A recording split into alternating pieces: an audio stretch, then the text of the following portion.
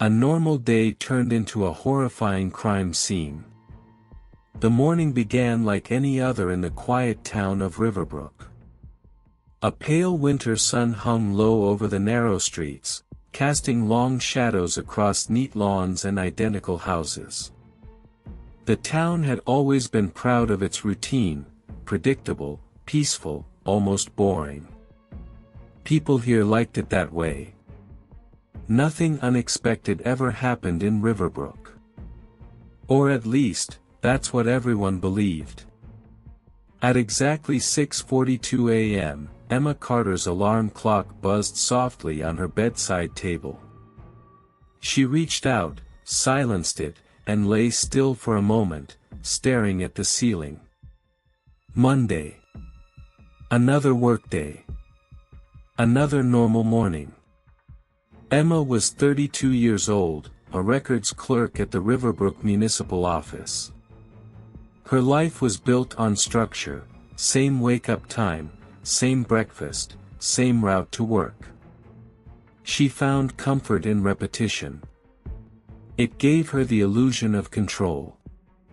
She swung her legs out of bed and padded toward the bathroom, her slippers whispering against the wooden floor. Outside, the world was waking up. A car engine started down the street. Somewhere, a dog barked.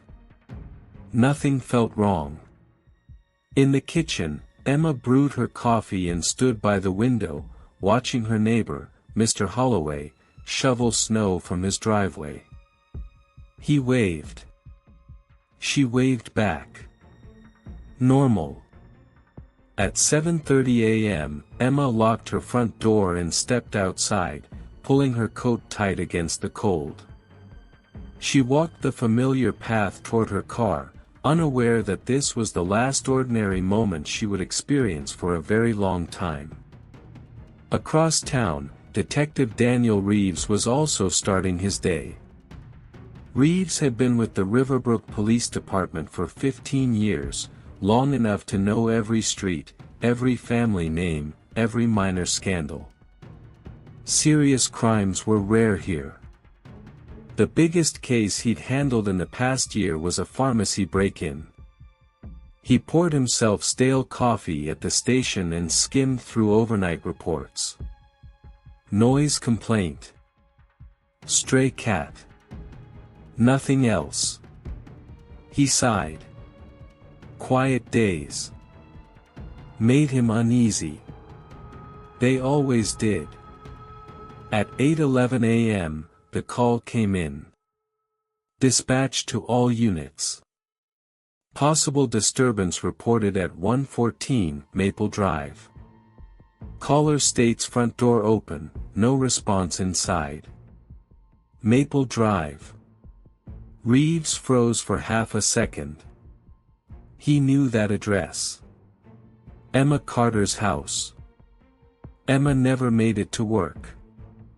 When she didn't show up by 8:30, her supervisor assumed she was stuck in traffic. By 9 o'clock, concern began to creep in. Emma was never late. By 9:20, the supervisor picked up the phone and dialed Emma's number. No answer. That's when the supervisor remembered Emma mentioning a broken lock a few days earlier. At 9:34 a.m., the supervisor drove to Maple Drive. The front door was open.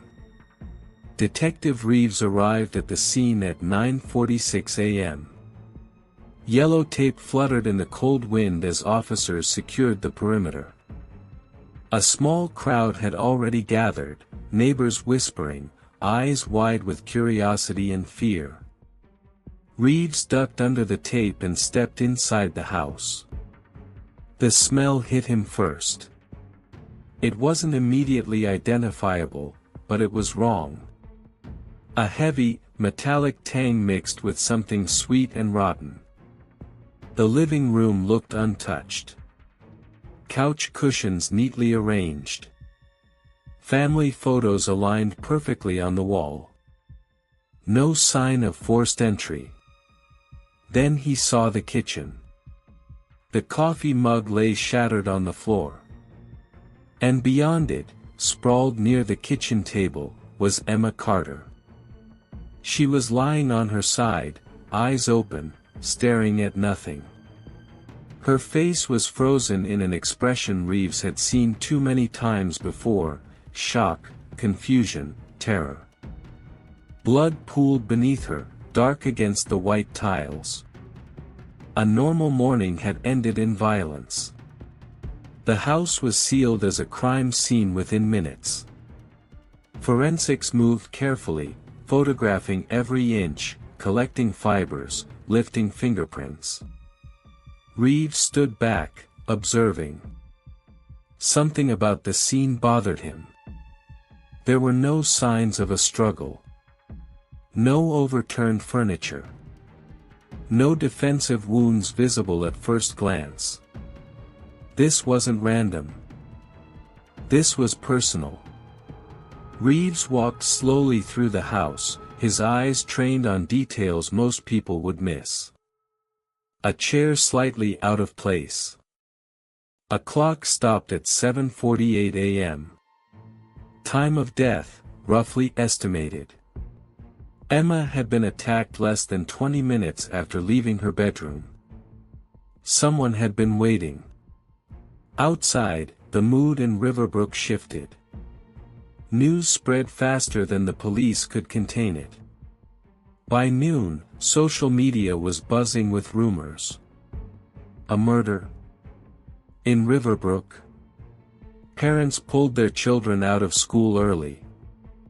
Doors were locked. Curtains drawn. Fear had arrived in a town that didn't know how to handle it. And somewhere among the neighbors watching from behind their windows, someone knew exactly what had happened inside that house. Detective Reeves stood in the driveway, staring at Maple Drive. He felt it in his bones. This case would change everything. And it was only the beginning. The house on Maple Drive was silent again. The flashing lights were gone. The neighbors had been sent back inside. Yellow tape stretched across the front yard like a warning: do not cross, do not ask, do not pretend this didn't happen.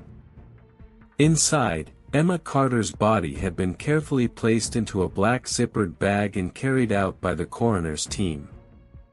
Even in death, she looked smaller than she had in life, as if the violence had stolen something invisible from her. Detective Daniel Reeves watched from the doorway as the stretcher rolled past him. 15 years on the force, and still, it never got easier. At Riverbrook General Hospital, the autopsy room smelled of disinfectant and cold metal. Dr. Helen Moore stood over Emma's body, her expression calm, professional. She had performed hundreds of autopsies, but this one weighed heavier than most. Small towns made everything personal. Reeves stood behind the glass, arms crossed, eyes fixed on every movement. Time of death, he asked. Between 7:35 and 7:55 a.m., Dr. Moore replied without looking up. Based on body temperature, lividity, and stomach contents. Reeves nodded. Cause? Dr. Moore paused. Single stab wound. Precise. Deep. She pointed to Emma's chest. One strike. Clean entry. Minimal hesitation marks. That's unusual, Reeves said. Yes, Moore agreed. This wasn't rage. This was control.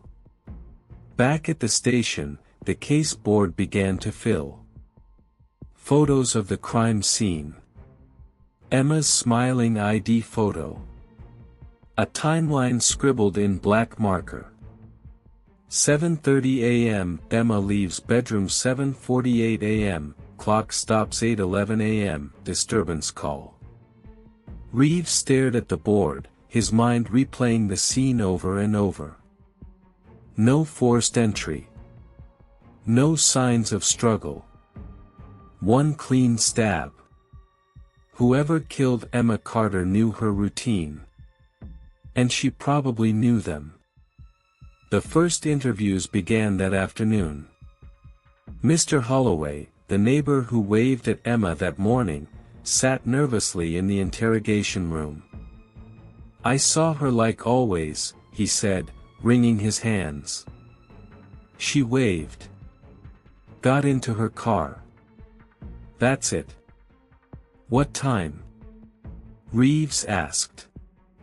"About 7:40. Maybe a little earlier." That caught Reeves' attention. "You're sure she got into her car?" Holloway hesitated. "Well, she walked toward it. I went back inside." Not confirmation. Just assumption. Next was Sarah Klein, Emma's co-worker and closest friend. Sarah's eyes were red, her voice shaky. Emma was careful. She didn't let people in easily. Anyone who might have wanted to hurt her? Reeves asked gently. Sarah shook her head. Then stopped. "Well, there was someone." Reeves leaned forward. "Who?" "Her ex," Sarah whispered. "Mark Lewis." Mark Lewis lived just 15 minutes outside Riverbrook. He was cooperative when officers arrived, almost too cooperative. "Yes, we broke up," he said calmly. 6 months ago. Mutual. "When did you last see Emma?" Reeves asked. Mark smiled thinly. "Weeks ago. I've moved on." Reeves noticed the smile didn't reach his eyes. "And the morning she died?" "I was asleep," Mark replied instantly. "You can check my phone. My location." Reeves would. Forensics delivered their first report that evening. Fingerprints on the kitchen table. Emma's. And one partial unknown. A fiber recovered from her coat sleeve. Dark wool. Not hers.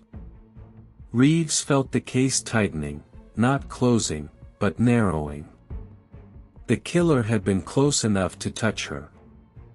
Close enough to leave something behind. That night, Riverbrook didn't sleep. Lights stayed on. Doors stayed locked. People whispered about suspects, about safety, about how fast a normal day could turn into a nightmare. Reeves sat alone in his office, staring at Emma's photo. She was smiling. And someone had decided that smile needed to disappear. He picked up the phone and dialed the lab. "I want everything," he said. No detail too small. Because he knew one thing for certain now. Emma Carter's body was telling a story. And the killer hadn't told the last lie yet. Riverbrook had never known silence like this.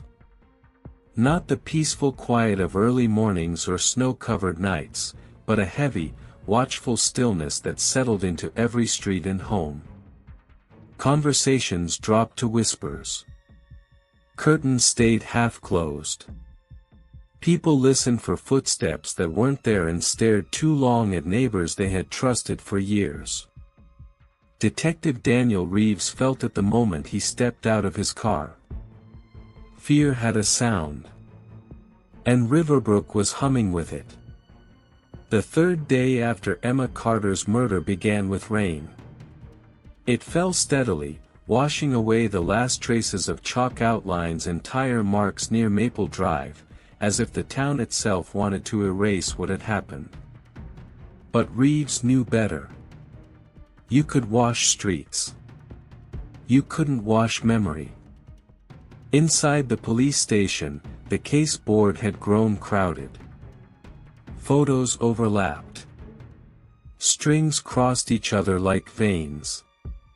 Names were written, erased, and written again.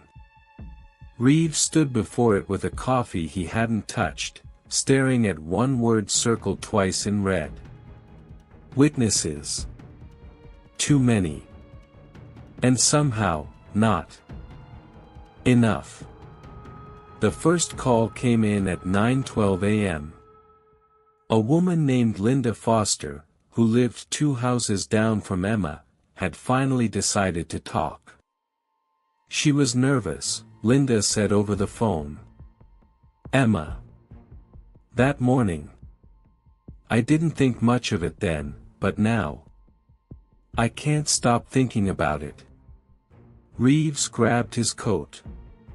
Stay where you are, he said. I'm on my way. Linda Foster's house smelled of lavender and old books. She sat on the edge of her couch, hands clasped tightly, eyes darting toward the window. I was watering my plants, she began. I saw Emma come outside. But she didn't go straight to her car. Reeves looked up. She didn't. No. She stopped. Like someone had called her name. Did you see who? Linda swallowed. No. But she smiled. Just for a second. A smile. Reeves' mind raced. Emma had smiled at someone before walking back inside. That detail didn't fit the version of events he'd been building. By noon, 2 more neighbors had come forward. Each story chipped away at certainty. One man claimed he heard voices arguing around 7:40 a.m. A teenage girl said she saw a dark figure near Emma's porch, but couldn't be sure if it was a man or a woman. Another neighbor insisted Emma left the house twice that morning. Reeves listened. Took notes. Asked the same questions again and again. And slowly, a troubling pattern emerged. Everyone had seen something. No one had seen the same thing. Back at the station, Reeves played security footage from a nearby grocery store. The camera covered the end of Maple Drive. At 7:29 a.m., Emma's car sat in the driveway. At 7:33, nothing changed. At 7:41, Reeves leaned forward.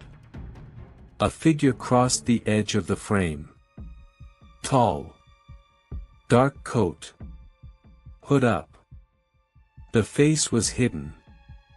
The figure paused near Emma's driveway, just long enough to suggest intention, and then moved out of sight. Reeves froze the frame. That's not coincidence, he muttered. The lab called an hour later. The partial fingerprint recovered from the kitchen table had been enhanced. No match in local records. But there was something else. The fiber you sent, the technician said, dark wool. Expensive blend. Not common. Possibly from a tailored coat. Reeves closed his eyes. A hooded figure. A tailored coat. Someone careful. Someone who planned. That afternoon, Reeves paid a visit to Mark Lewis again. Mark's house was immaculate. Too immaculate. You said you were asleep the morning Emma died, Reeves said. I was, Mark replied, calm as ever. Your phone shows no movement between 6:50 and 8:10, Reeves continued. That's a long time. Mark smiled. I sleep deeply. Reeves watched him carefully. People who lie often talk too much. Mark didn't. That worried him more. As Reeves left, he noticed something hanging by the door. A dark wool coat. His pulse quickened, but he kept his voice neutral. "Cold mornings," he said casually. Mark nodded. "You never know when winter's not done with you." Reeves didn't press. "Not yet." That evening, Sarah Klein came back to the station on her own. "I remembered something," she said quietly. Reeves ushered her into the interview room. "Emma told me she felt watched," Sarah said. "Not followed exactly. Just observed." "When?" Reeves asked. "The last 2 weeks." "Did she say by who?" Sarah hesitated. "She said she trusted the wrong person once. And she was afraid she was paying for it." Reeves felt a chill crawl up his spine. Night fell early.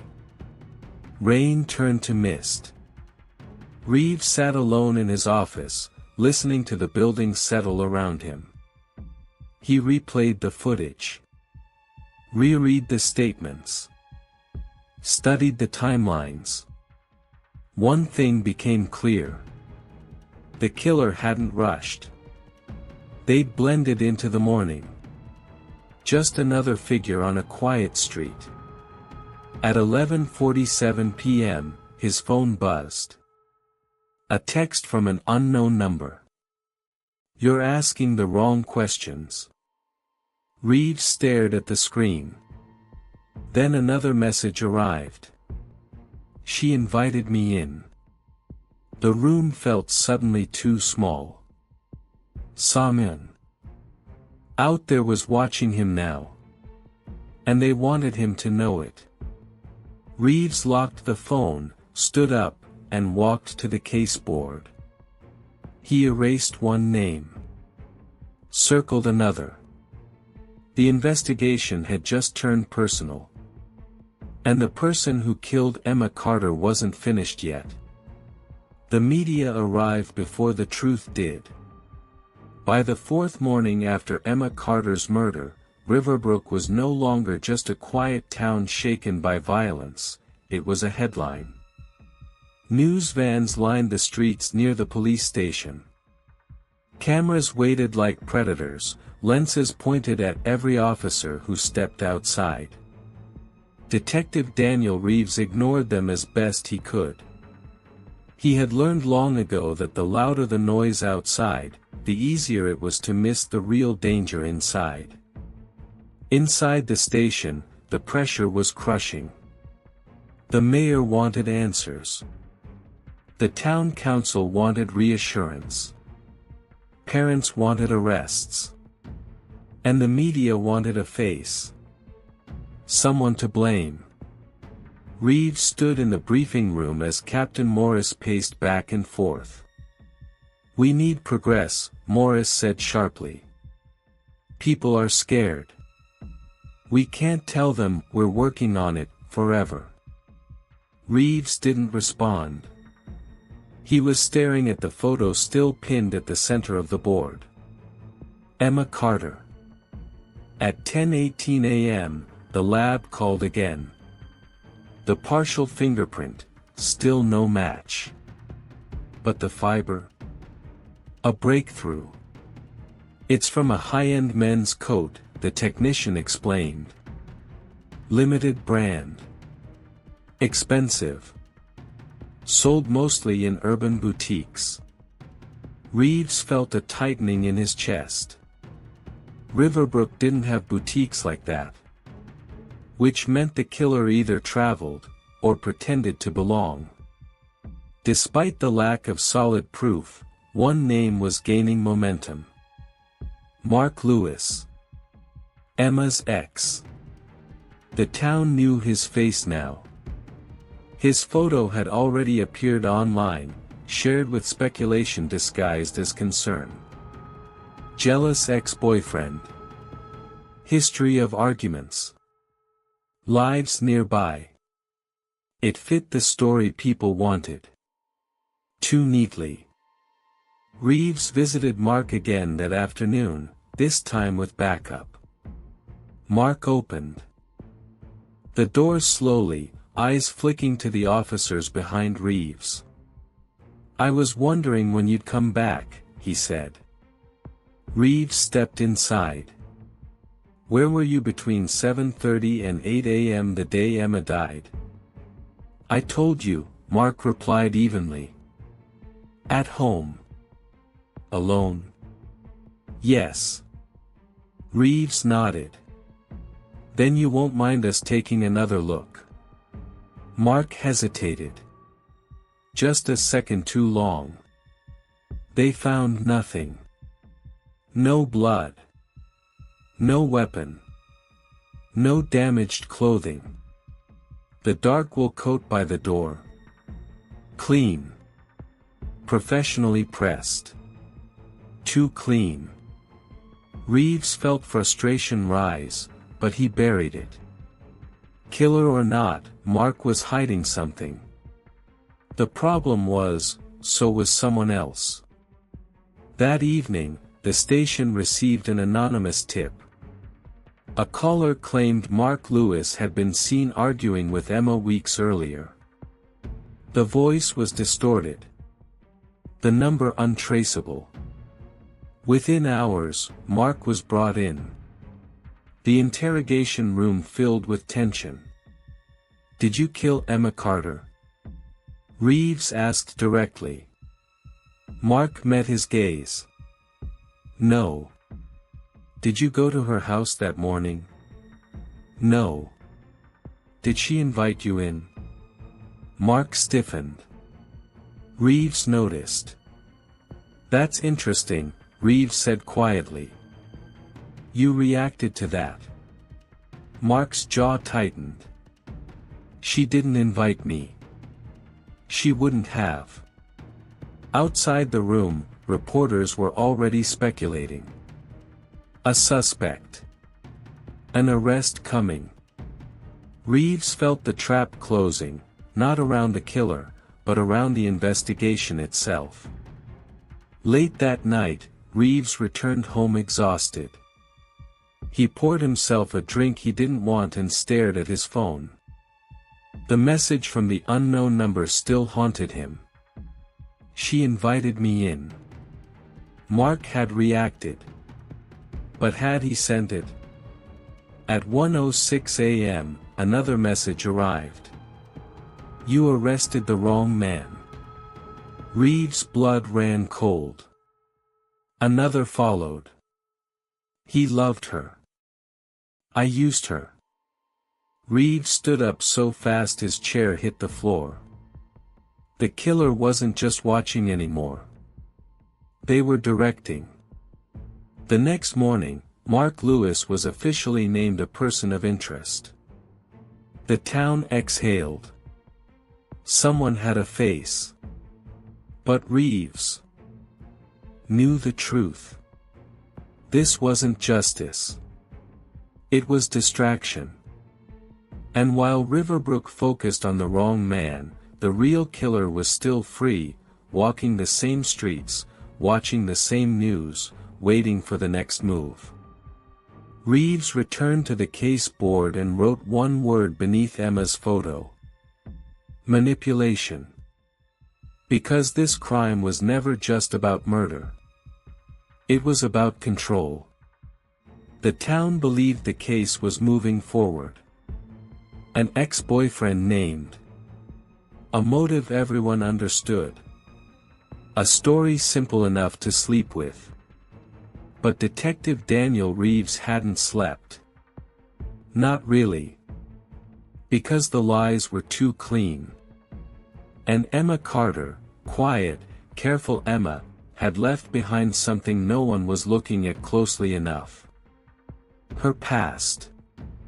It started with a box. A plain cardboard box found in the back of a storage closet at the municipal office where Emma worked. The janitor almost threw it out. Almost. Inside were old files Emma had personally requested months earlier, documents she had no official reason to access. Property transfers. Restraining orders. Name change records. Reeves felt his stomach tighten as he flipped through them. This wasn't curiosity. This was preparation. Reeves requested Emma's full employment history. What came back raised more questions than answers. Emma hadn't always been Emma Carter. 10 years earlier, she'd lived in another state under a different last name. Reeves leaned back in his chair, staring at the ceiling. Witness protection? No. Something quieter. Something unofficial. He drove to Sarah Klein's apartment that evening. Sarah looked startled when she saw him. "You didn't tell me Emma had another name," Reeves said. Sarah's face drained of color. "She begged me not to," Sarah whispered. "She said if anyone found out, someone would get hurt." "Who?" Reeves asked. Sarah shook her head. "She never said. Only that she made a mistake years ago. Trusted someone dangerous."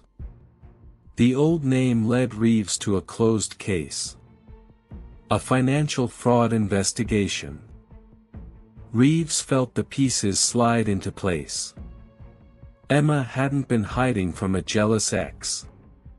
She'd been hiding from a man who knew how systems worked. Someone patient. Someone who waited. The next message came at 2:14 a.m. "You're finally looking in the right direction." Reeves didn't reply. Instead, he traced the signal. It bounced through 3 relays. Professional.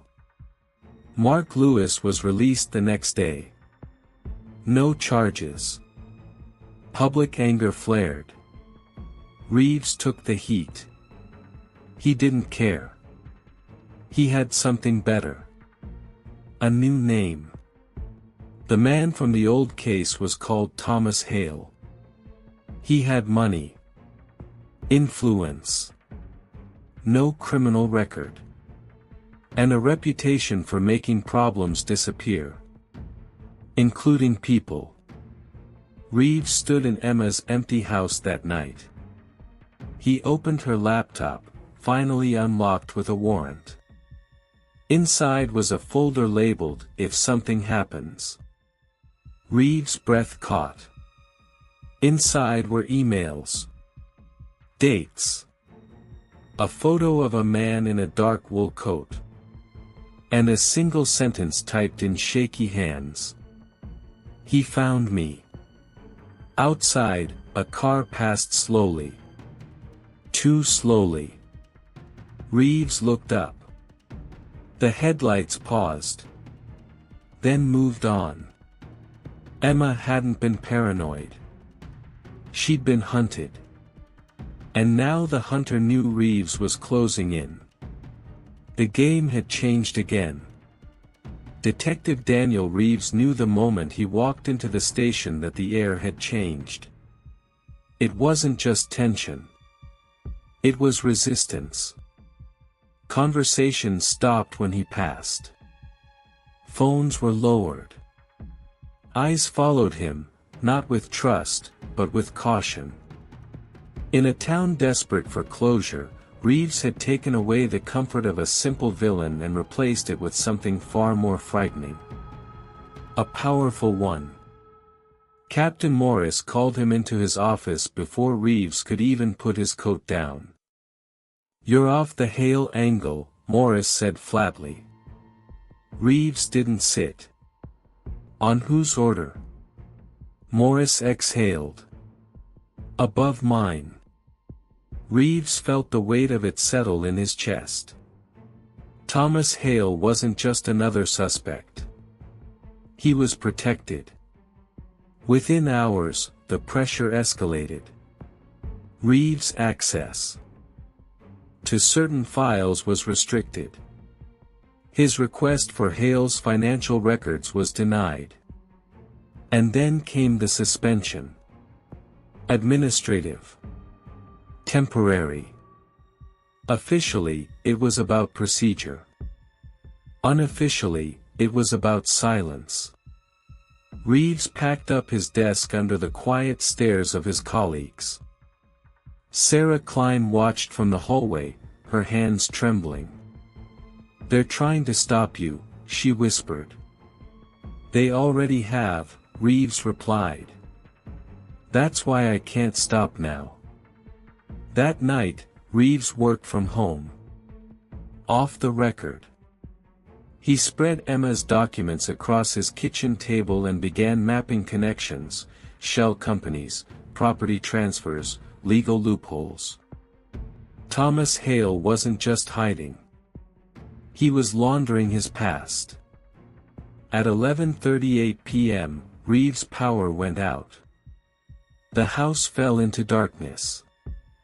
Then his phone buzzed. "Careful, detective. You're not protected anymore." Reeves' jaw tightened. The hunter had noticed. The next morning, a new crime scene shook Riverbrook. A fire. An abandoned storage unit on the edge of town, registered under a fake name connected to one of Hale's companies. Inside, most of the contents were destroyed. But not all. Against orders, Reeves went anyway. He stood beside the blackened remains as smoke curled into the sky. The fire investigator pulled him aside. "Accelerant was used," she said. "Someone wanted this gone fast." Reeves nodded. The hunter was erasing footprints. In the ashes, they found a fragment of a hard drive. Melted. Cracked. But not unreadable. Reeves smiled grimly. Mistakes always happened under pressure. That evening, Reeves received another message. "You should have stayed home." Moments later, his doorbell rang. Reeves didn't move. After a long pause, footsteps retreated. A warning. Not an attack. Yet. The lab called just before midnight. They'd pulled partial data from the drive. Emails. Payment logs. And a name Reeves hadn't expected. A local official. The conspiracy was bigger than one man. Reeves stood alone. In the dark, city lights flickering beyond his window. Emma hadn't just been killed to keep a secret. She'd been killed to protect a system. And systems fought back. Across town, Thomas Hale watched the news in silence. He smiled. The detective was persistent. That made him dangerous. Which meant he would have to be dealt with, soon. The hunter had stopped running. He was preparing to strike. Detective Daniel Reeves was officially suspended. Which meant he was no longer bound by rules designed to slow him down. No badge. No backup. No protection. Just the truth, and a killer who now knew his name, his face, and where he lived. Reeves moved through Riverbrook like a ghost. He stopped using his car and walked instead, changing routes, avoiding patterns. He paid cash. He spoke only when necessary. In a town this small, invisibility required effort. At night, he studied the partial data pulled from the burned hard drive. Payment logs. Shell companies. Dates that lined up too perfectly with key moments in Emma Carter's past. Thomas Hale hadn't acted alone. But Hale had made one mistake. He'd assumed Emma was the only one who knew. The name on the hard drive belonged to Deputy Mayor Alan Whitmore. Respected. Well-spoken. A man who shook hands at charity events and spoke about community safety. Reeves stared at Whitmore's smiling photo on the town website. Power always hid behind smiles. Reeves needed proof. Not suspicion. Not theory. Something that would survive daylight. So he went where Hale wouldn't expect. Backwards. Emma's old life. Using her former name, Reeves traced one overlooked detail, an address that appeared repeatedly in sealed court documents. A safe deposit box. Still active. The bank manager was reluctant. Without proper authorization. "I know," Reeves said calmly. "And if you delay, someone may die." That did it. Inside the box was a USB drive and a folded piece of paper. On it, Emma had written one sentence. "If you're reading this, he's closer than you think." The USB held audio files. Recordings. Conversations Emma had secretly captured years ago. Voices discussing bribery, intimidation, and witness elimination. One voice was unmistakable. Thomas Hale. The other, lower, calmer, belonged to Alan Whitmore. Reeves closed his eyes. This was it. But the hunter struck first. Sarah Klein disappeared. Her car was found abandoned near the river. Phone inside. Keys missing. Reeves felt a familiar cold spread through his chest. The killer was escalating. Reeves knew why. Sarah had known Emma's secret. Which meant she was leverage. Or bait. Ignoring orders, Reeves followed a hunch. An unfinished housing development tied to one of Hale's shell companies. Concrete skeletons. No lights. Perfect isolation. He found Sarah alive. Bound. Terrified. But alive. And not alone. Thomas Hale stepped out of the shadows. "You should have stayed suspended," Hale said calmly. Reeves raised his hand slowly. "I know everything," Reeves replied. "And so will everyone else." Hale smiled. "That's where you're wrong." What Hale didn't know was that Reeves wasn't alone. Reeves had made a call before coming. To someone he still trusted. The recording was already uploading. Hale lunged. Gunfire shattered the night. Police sirens followed seconds later. Hale froze. The mistake. He'd acted too late. As Hale was taken into custody, Reeves knelt beside Sarah. "It's over," he said. But even as he said it, he knew better. Across town, Deputy Mayor Whitmore watched the arrest on television. And calmly shut his laptop. Hale had fallen. But the system remained. And Whitmore was already planning his exit. The hunt wasn't finished. It had just reached the top. Thomas Hale had always believed in preparation. He prepared for meetings. For negotiations. For betrayals. But he had not prepared for a room with no windows, a single metal table, and the sound of a recorder clicking on. The interrogation room at Riverbrook Police Department felt smaller than it looked. Hale sat straight-backed, his hands folded neatly in front of him. No lawyer. Not yet. His confidence told him he still believed he was ahead of the story. Detective Daniel Reeves stood on the other side of the glass, officially still suspended, unofficially very much in control. Captain Morris had tried to stop it. 10 minutes, Morris had said. That's all you get. Reeves nodded. 10 minutes were more than enough. Reeves entered the room and sat down without speaking. Silence was a weapon.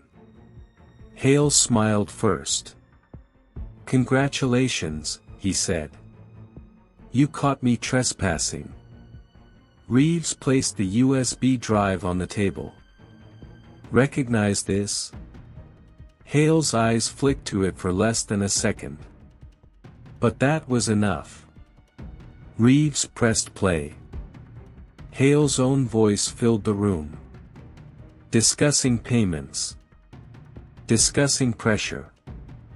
Discussing Emma Carter, by her old name. The smile faded. "That recording is illegal," Hale said. "So was murder," Reeves replied. Hale leaned back, recalculating. "You don't understand the scale of what you're touching," he said quietly. "I wasn't protecting myself. I was protecting people who keep this town alive." Reeves leaned forward. "Emma tried to walk away," he said. "You followed her for 10 years. Hale's jaw tightened. In the observation room, officers watched in silence. This wasn't an interrogation. It was erosion. Reeves changed tactics. He slid a photo across the table. Sarah Klein. Alive. Safe. Hale exhaled sharply. "You took the wrong leverage," Reeves said. "And you made noise." Hale laughed once. Bitter. "Whitmore won't let this reach daylight," he said. "You know that." Reeves nodded. "I'm counting on it." Outside the room, Deputy Mayor Alan Whitmore watched the live feed from his office. His phone buzzed constantly. Calls he didn't answer. Messages he didn't read. For the first time in years, Whitmore felt something close to panic. Back in the interrogation room, Hale's composure cracked. "They'll sacrifice me," he said quietly. "They always do." Reeves stood. "That's your chance," he said. "Tell the truth. Or carry it alone." Hale looked up. And nodded. The confession wasn't dramatic. It was precise. Names. Dates. Accounts. A system built on silence, and the killing of anyone who threatened it. Emma Carter had been too patient. Too careful. Too brave. By the time Hale finished, the recorder had captured enough to collapse careers. Reeves stopped it. "Thank you," he said. Hale laughed weakly. "You think this ends it?" Reeves paused at the door. "No," he said. "I think this starts it." Across town, Whitmore packed a briefcase. Passport. Cash. A burner phone. He turned on the television one last time. Breaking news scrolled across the screen. Businessman arrested in connection to Riverbrook murder. Whitmore smiled thinly. Too slow. Reeves stood in the hallway, listening as Hale was led away. He knew Whitmore was running. And he knew exactly where the road would end. Because powerful men always made the same mistake. They believed distance was safety. It wasn't. Riverbrook was tense. The streets were quieter than ever, the kind of quiet that made every whisper, every footstep, every car horn sound like an alarm. Detective Daniel Reeves had been tracking Deputy Mayor Alan Whitmore since he fled town. Whitmore had vanished like smoke, but Reeves knew better. Powerful men never disappeared, they hid. And hiding always left traces. Whitmore's movements were meticulous. Burner phones. Cash stashed in multiple locations. Rental cars. False names. But Reeves had the hard evidence now. Hale's confession. Emma's recordings. Financial transfers. Shell companies. The entire system collapsed into a map Reeves had memorized. And he was ready to close it. At 2:14 a.m., Reeves parked his unmarked car near the outskirts of a small airstrip. Whitmore had a private plane waiting. The runway was deserted, except for the faint glow of a distant control tower. Reeves checked his sidearm. No mistakes this time. He stepped out of the car, the cold night air biting, and watched the lights shift. Whitmore emerged from the hangar, briefcase in hand. He saw Reeves and smiled thinly. "Detective," he said. "I assume you're here to stop me." "Exactly," Reeves replied. "And I'm not alone." Whitmore's eyes flicked to the distance. Two unmarked police cars emerged from the shadows. Cornered. Whitmore raised his hands, then lowered them. "Do you know what you're doing?" he said. "This goes beyond murder. Hale was just the beginning. You don't understand the consequences." Reeves didn't flinch. "I understand perfectly," he said. "You thought distance would save you. You were wrong." As officers approached, Whitmore bolted. Running toward the plane. Reeves gave chase. Adrenaline pumped, the night blurring around them. Whitmore reached the plane, fumbling with the lock. Reeves tackled him just as the plane's engine sputtered to life. The briefcase spilled. Cash. Passports. Fake IDs. The evidence Reeves needed. Whitmore fought back, but Reeves had backup. Within moments, Whitmore was restrained. Cuffs clicked. The plane's engine died. Silence. Back at the station, Reeves cataloged the evidence. Everything, the financial records, the recordings, Hale's confession, Whitmore's personal files. The pieces fell into place. Emma Carter's death had exposed a network of corruption, deception, and greed. And now, it would all go public. Whitmore was led away to jail. Hale, already convicted based on his confession, faced life imprisonment. Reeves sat alone, staring at the city lights. The town would never forget. And neither would he. Emma Carter had paid the ultimate price. But now, her truth would be heard. The sun rose over Riverbrook the next morning. For the first time in 10 days, the town felt normal again. Doors unlocked. Children walked to school without fear. Conversations returned to mundane worries.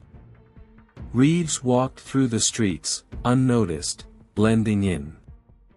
Quiet, vigilant, aware. Because he knew the past could always return. And while the system was exposed, justice had finally been served.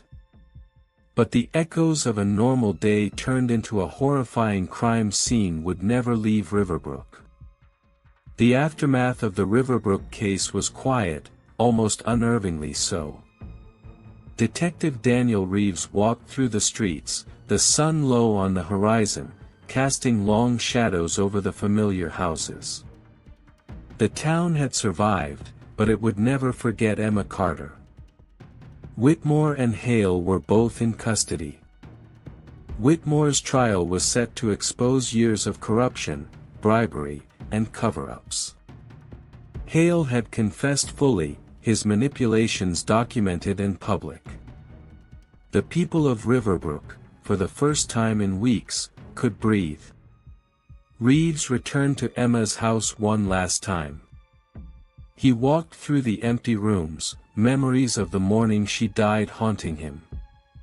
Every detail, her smile to the neighbor, the subtle unease she had shared with Sarah, the notes she had left behind, played in his mind like a recorded replay. He knelt and touched the table where she had kept her laptop, remembering the words she had written. "He found me."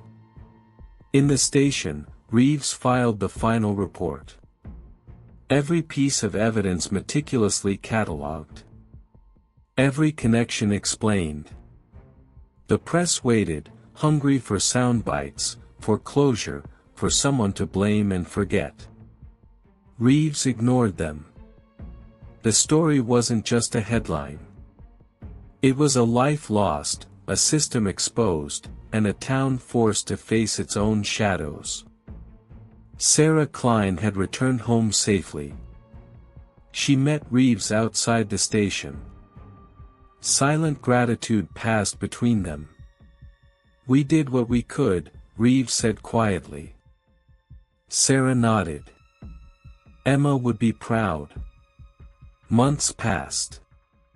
The trials concluded. Justice had been served, but not without scars. The town rebuilt. Streets repaired.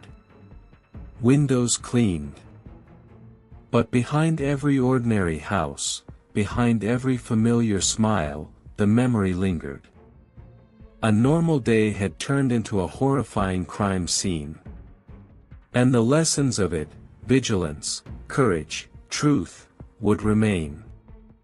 Reeves stood on the hill overlooking Riverbrook at sunset. The sky burned red and gold. He thought of Emma. Of the hunter. Of the system. Justice was achieved, yes. But he knew the shadows never fully disappeared.